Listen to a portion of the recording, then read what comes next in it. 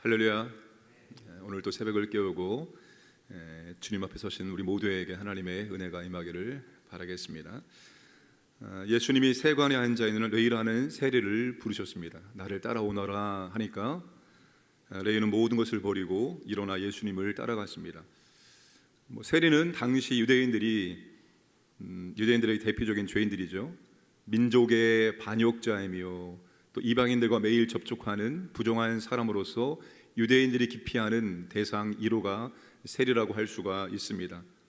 세리는 돈은 많을지라도 사람들에게 멸시를 받았습니다. 그들은 외로웠고 또한 소외당한 사람들이었습니다.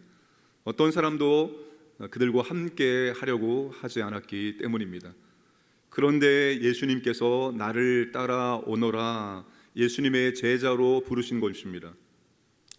아마 레이도 세관에 앉아있으면서 많은 사람들을 통해서 예수님의 소문을 익히 알고 있었을 것입니다.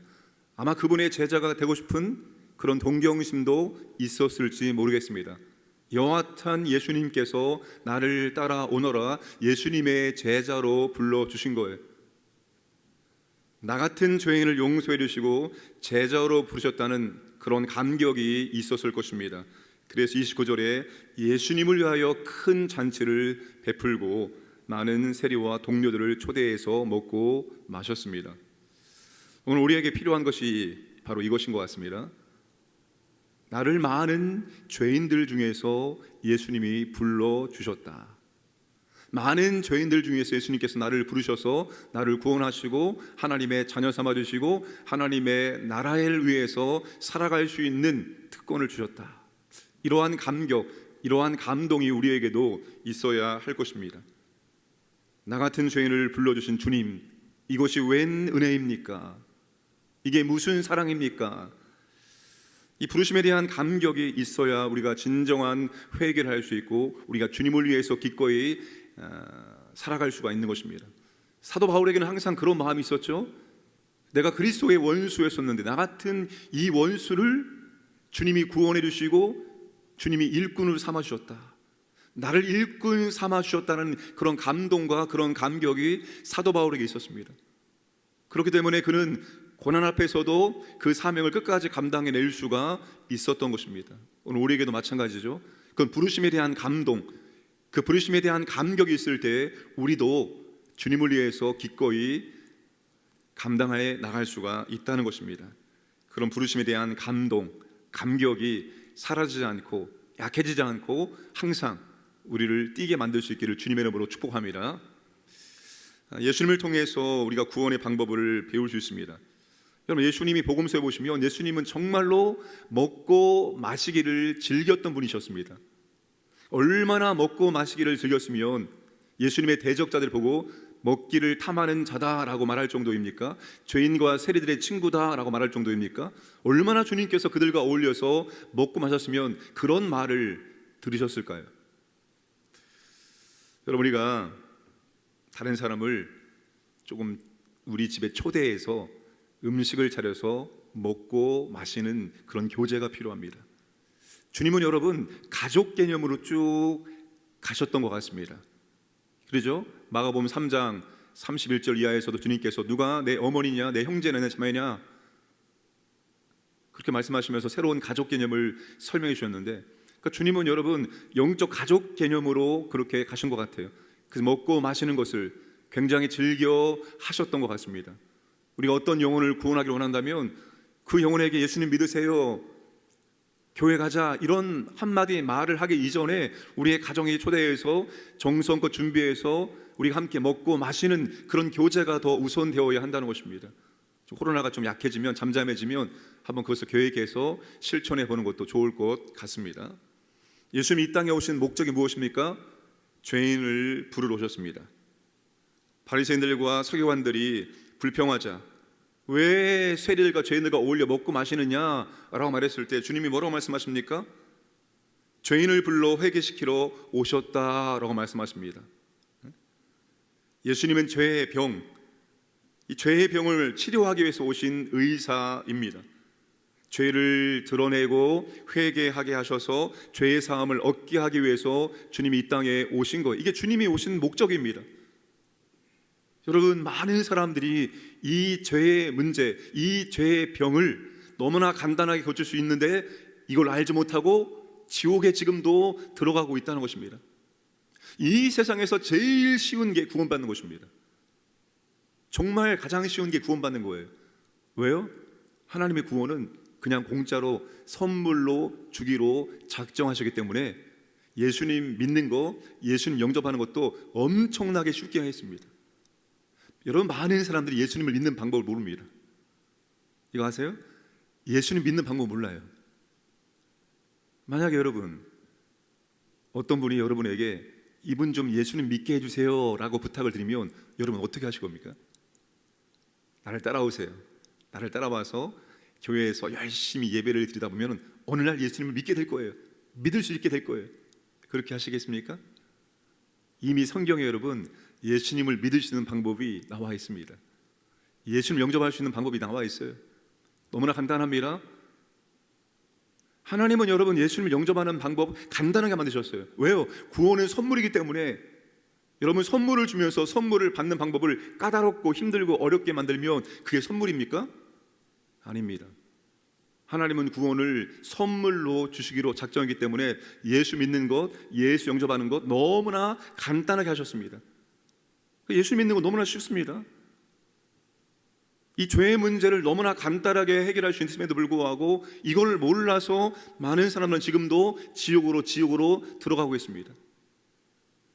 사랑하는 여러분, 주님이 이 땅에 오신 목적이 죄인들을 불러서 회개시켜서 죄 사함받게 하고 구원받게 하는 게 목적이라면 오늘 예수님의 제자라고 자청하는 오늘 우리들도 우리의 삶의 목적을 어디에 둬야 될까요? 우리도 마찬가지입니다. 주님이 이 땅에 오신 목적과 우리가 이 땅을 살아가는 목적이 동일해야 되는 것입니다. 우리도 역시 죄인들이 예수님 믿어서 구원받게 만드는 게 우리의 삶의 중요한 목적이 되어야 됩니다. 다른 모든 것들은 그 일을 하기 위한 수단에 불과한 것입니다. 내가 직장에서 여러 가지 일들을 통해서 결국 우리의 목적은 영혼을 구원하는 것입니다. 그게 우리 인생의 중요한 목적이 되어야 할 줄로 믿으시기를 바랍니다. 오늘도 하나님께서 우리에게 하루를 선물로 주신 이유는 그 일을 하라고 오늘 하루를 선물로 주신 것입니다. 우리 가정에, 우리 이웃 중에, 우리 직장 동료 중에 내가 예수님을 꼭 믿게 해야 되겠다 한 사람을 정하셔서 그냥 그 사람을 섬겨주면 되네. 너무 부담스러울 정도로 섬기지 마시고 표가 나지 않으면서 이 사람을 계속 섬겨주는 일들을 하다가 보면은 하나님께서 때를 주십니다. 그 때를 놓치지 말고 그 영혼에게 예수님 믿자 그런 말씀을 꼭 하셔서 한 영혼을 주님께로 인도하는 그 구원의 사명을 감당할 수 있기를 주님의 이름으로 축복합니다.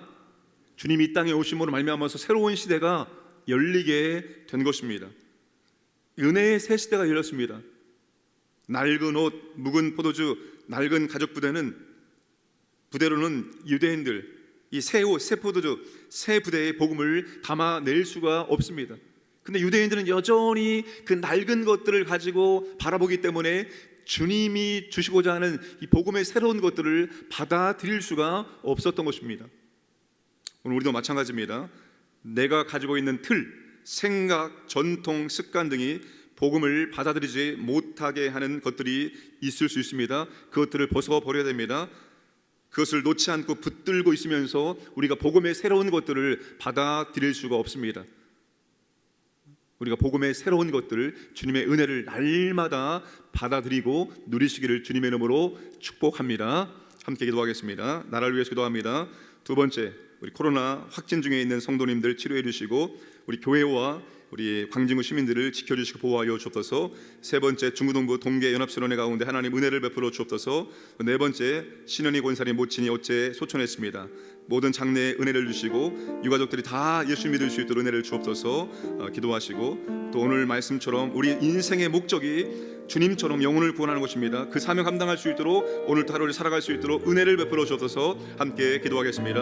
아버지 하나님 감사합니다. 오늘도 아버지 하나님 우리에게 귀한 날을 주시고 오늘도 새벽을 깨우시고 주의 말씀 듣고 기도할 수 있도록 은혜를 주심을 감사합니다. 이 나라 이 민족을 하나님께서 인도하여 주옵소서. 불쌍히 여기시고 하나님의 자비와 은총을 베풀어 주시기 원하옵나이다. 아버지 하나님 코로나 가운데 있습니다. 특별히 확진된 우리 성도님들을 주님께서 평안을 주시고 또 치료를 해 주시기를 원하옵나이다. 하나님 코로나로부터 이 광정의 모든 시민들과 교회들을 보호하여 주시기 원합니다. 아버지 하나님 우리가 온전하게 평안하게 살아갈 수 있도록 은혜와 복을 허락해 주시고 인도해 주옵소서. 특별히 아버지 중구동부 연합수련회 가운데 있습니다. 많은 학생을 참여하게 하시고 이번 수련을 통해서 아버지 하나님의 은혜를 주님을 체험할 수 있도록 역사하여 주시옵소서. 아버지 하나님 신의 원사님 모친께 소천했습니다. 아버지 위로해 주시기 원합니다. 모든 장례일정 가운데 하나님의 은혜를 받게 주시고 모든 가정이 예수님 믿고 구원받을 수 있도록 역사하여 주시옵소서. 아버지 하나님 오늘도 우리가 이 땅을 살아가는 목적이 무엇인지 아버지 하나님 분명히 알고 영원의 주 앞에 인도하는 삶을 살아갈 수 있도록 하나님 아버지 은혜를 주옵소서. 우리를 통해서 한 영혼이 주님 만날 수 있도록 아버지 하나님 우리가 그 사명을 잘 감당할 수 있도록 오늘도 우리에게 은혜와 복을 허락하여 주시옵소서.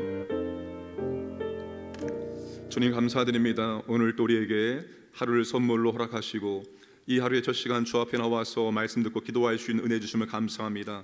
내 평생에 기도하리라 고백했던 시인처럼 우리의 평생도 항상 하나님과 교제하며 기도하며 살아갈 수 있도록 은혜를 베풀어 주옵소서. 특별히 주님이 이 땅에 오신 목적이 죄인을 불러 회개시켜 구원받게 하는 것이오니 오늘 우리의 목적도 주님의 목적과 일치될 수 있도록 인도해 주시고 우리를 통해서 한 영혼이 주님께로 나갈 수 있도록 우리를 사용하여 주옵소서. 특별히 아버지는 오늘 또 우리 광인의 모든 가족들을 하나님께서 보호하시고 지켜주시고 인도하여 주옵소서.